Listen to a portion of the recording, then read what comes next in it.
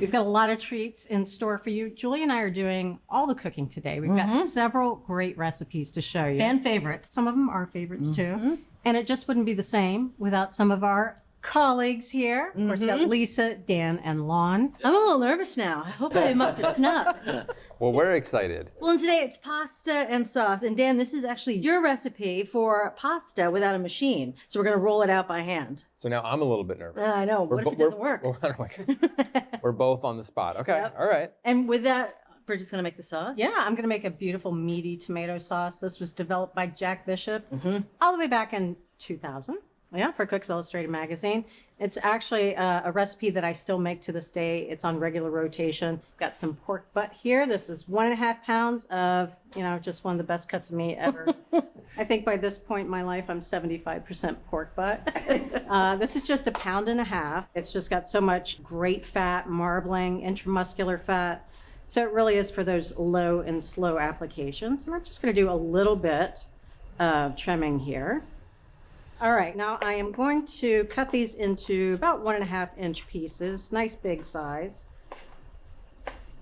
This is smoking. Thank you. I did season the meat just with 1/2 teaspoon of table salt, 1/2 teaspoon of black pepper, and then this just gets nice and browned all over. It's going to take about 5 minutes, but I'm going to go wash my hands. All right, I'm going to get started on the pasta. I feel like explaining this pasta to you, Dan, is making me a little nervous. No, I have such a bad memory, and this was like, it had to be a decade ago that I did this, so. What we needed was to kind of re-engineer the dough. We needed a dough that you could easily roll out, anyone could do time and time again. So you developed this recipe to work with our all-purpose flour, and you want 10 ounces of flour, which is about 2 cups. All right, so I'm gonna put that on the food processor. Now, a little bit of oil, helps make a soft dough, 2 tablespoons. Now, this is the key, the eggs. Most recipes use whole eggs. But with this flour, you found you need more liquid to make the dough rollable. But that liquid had to have some structure so that it didn't fall apart in the water. So what you found were egg yolks. Because the yolks, they add moisture, but they also have a lot of protein, so it helps the dough hold together. All right, I'm gonna let this go. I'm gonna let it riff for about 45 seconds. Nice. Yep. That little moment when the dough starts to come together. Such a good moment. All right, now I'm gonna dump this out on the counter. Gonna knead it for a couple minutes, 1 or 2 minutes. We were talking about Jack's recipes earlier, and I was saying that when I was doing this recipe, Jack has like the classic traditional Italian approach. And when he was like, "So what are you doing with your dough?" And I was like, "Well, there's like, probably about 6 or 7 yolks." And he was like, "Wait, what?" He's like, "It's 2 cups of flour and 3 eggs." Like, just couldn't fathom that I was like breaking that formula. I definitely piqued his interest by breaking that rule. All right, I'm just gonna knead it for a minute or two till it's nice and smooth. I'm going to pour off the oil. About a teaspoon goes back in. And now I'm going to add 1 onion, finely chopped. I did add a little bit of salt here to help the onions give off some of their liquid. And I'm just going to cook this until it is nice and soft. It's only a couple minutes. All right, so while the onions are cooking, I'm going to work on my favorite ingredient, which is nice dry red wine. I like using a Pinot Noir for something like this, but this is where you really can customize it to your favorite wine. We're going to deglaze the pan with the red wine. Gorgeous. And then, this is 101, right? This is fond, scraping up the browned bits. How many times do you guys think you've said brown bits over the years? So we're going to let this simmer just a couple of minutes until it's reduced by about half. Oh, all right, so we're gonna let this rest at least an hour, up to 4 hours. The longer it rests, the easier it is to roll out. There we go, set that aside. All right, so that's looking pretty good. It smells so good. Pretty glazy here. We are near the end of the assembly of the sauce. This is a can of whole tomatoes packed in juice, 28-ounce can. We've drained the tomatoes, then chopped them fine, and then added the juice right back in there. We've got our pork going back in there. I'm gonna carefully stir this. Lid goes on, heat goes down to low. We're gonna let this take over. The pork gets really nice and succulent and juicy and tender. That takes about 1.5 to 2 hours. We also have a version that uses beef boneless short ribs. They take a little bit longer, but all of that information is on our website. All right. Love what you're watching? Take your cooking to the next level with our Essential membership. Get instant access to thousands of recipes, tips, techniques, product reviews, and step-by-step videos. Our members app allows you to search by ingredient, set dietary preferences, and save your favorite recipes. For those looking to level up, our newest feature, ATK Classes, offers more in-depth instruction led by ATK experts, so you can gain greater confidence in the kitchen. Start your free trial by visiting the App Store or going to americastestkitchen.com/YouTube today. The sauce is done. Look at those guys. Oh, that smell it. smells good. Gorgeous. All right, just going to keep a lid on that. I took the meat out because we do want to shred it, but not right now. We're going to wait for it to cool down a little bit, which I'm glad because you've got an art project here. Yeah, we're gonna roll out some pasta. So here's some dough that's been nicely rested. There's 2 stages to the making of this pasta. First, I'm gonna cut this into 6 pieces. That looks pretty good. Have to be pretty even. We're only gonna do 2 at a time.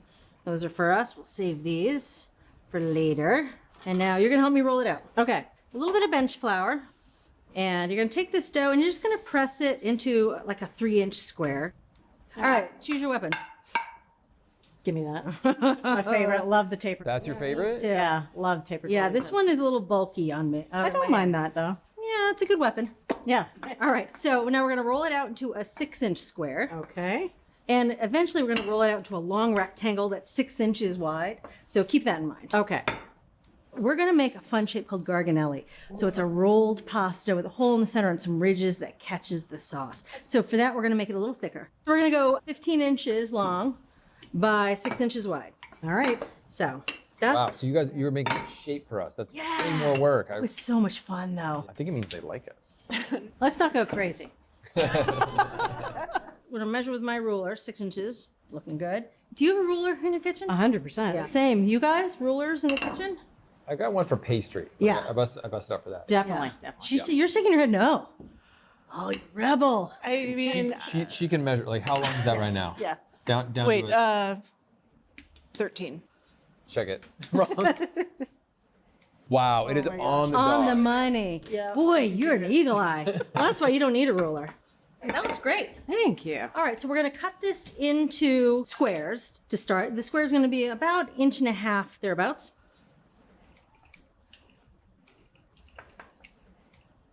All right, so let me show you guys how to make the garganelli while you finish cutting those squares, Bridget. So here, I'm gonna take a square of pasta and turn it so it looks like a diagonal. And here's a little dowel and a paddle. It has these ridges.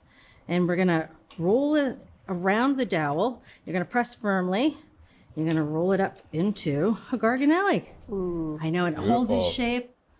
All right, I hope you guys were watching because you guys are gonna do all the shaping from here on out. I might need to see 1 or 2 more. No, that's all you 7 get. more. How many? Trial by fire, Lon. I knew there was a you go. catch. I knew there was a- You gotta work for your supper. There you go. Wine first. There you go. You eat what you make, so.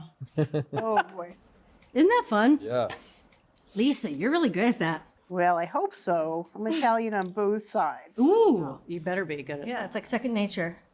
There you go. You guys did a terrific job. Well, we're really hungry now. So. This is expert level stuff here. Yeah, it is. All right, so time to cook it. It cooks really quickly, about 3 minutes. And remember, there's no salt in the dough, so you definitely want to salt the water. 1 tablespoon of table salt. All right, into the water it goes. Again, only a couple minutes. Trying to get it all into the pot quickly, but not lose any soldiers. Ha! Did it. So 3 minutes. All right, I've got a little bit of work left to do here. I've started shredding the meat just using 2 forks. Just comes apart. Like I said, just so tender. I mean, look at that.